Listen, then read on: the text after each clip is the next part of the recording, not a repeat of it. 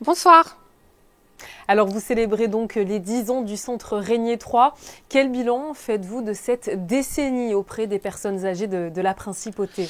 Alors effectivement, c'est un bilan de 10 ans.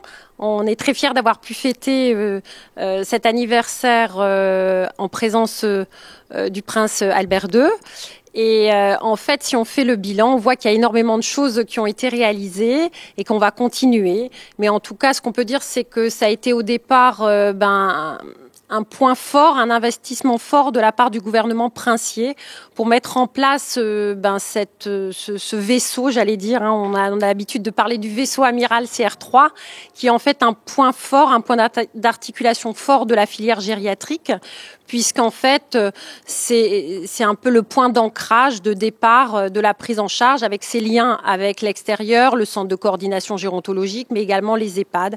Et c'est là qu'on peut prendre en charge avec la meilleure expertise possible nos aînés dans une qualité d'hébergement et de confort vraiment exceptionnelle.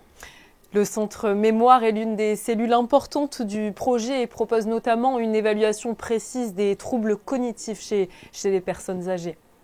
Alors tout à fait, je suis contente que vous me posiez cette question par rapport au centre mémoire parce que c'est quelque chose de très important. Le centre mémoire, il est reconnu, il est labellisé. On fait partie d'ailleurs de plusieurs groupes de travaux en France sur l'élaboration de recommandations.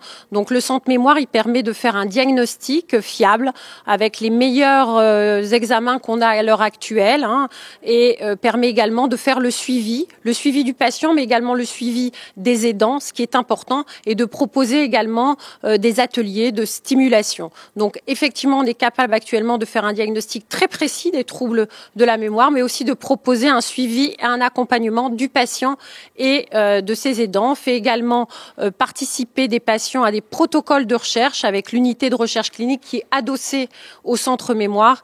Et ça a permis d'ailleurs cette année de recevoir le prix de la Fédération française de gériatrie par le biais d'une étudiante qui a fait son mémoire sur des techniques de stimulation des patients au sein du centre mémoire.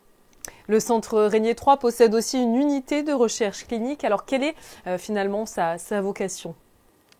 Alors effectivement, je pense que pour toutes les équipes, tous les acteurs de la filière, ça a été un grand moment que le prince Albert II vienne à cet anniversaire. Je pense que tout le monde a été très fier et très honoré de sa présence. Ensuite, effectivement, comme vous le dites, il y a des challenges, les challenges du vieillissement de la population qui sont importants, et le challenge aussi des pathologies chroniques. Alors pathologies chroniques, on entend surtout les pathologies cardiovasculaires, les pathologies cancéreuses et les maladies neurodégénératives, dont la maladie d'Alzheimer fait partie. Et on sait actuellement qu'un patient de 75 ans a au moins une pathologie chronique actuellement. Donc c'est vrai qu'il y a un challenge de prévention, de dépistage, de diagnostic, de suivi, mais également de mise en place de prise en charge qui doivent être innovantes, pertinentes, avec l'utilisation notamment des nouvelles technologies. Et quelles sont les pistes sur lesquelles vous travaillez pour améliorer encore plus le service dans les années à venir ?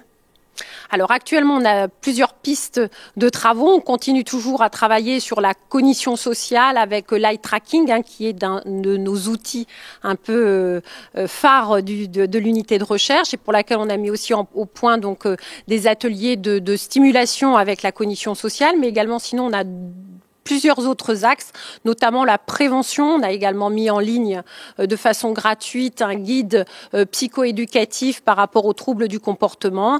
Et puis, on va essayer de travailler sur la stimulation au sens large dans le cadre de thérapies non médicamenteuses et de ce qu'on peut essayer de mettre en place au niveau de technologies particulières de stimulation des capacités cognitives restantes des patients qui sont atteints de pathologies neurodégénératives. Merci beaucoup à vous, Sandrine Louchard de La Chapelle, d'avoir été présente ce soir avec nous sur Monaco Info, à l'occasion, donc, je le rappelle, des 10 ans du centre Régnier 3. Merci, bonsoir.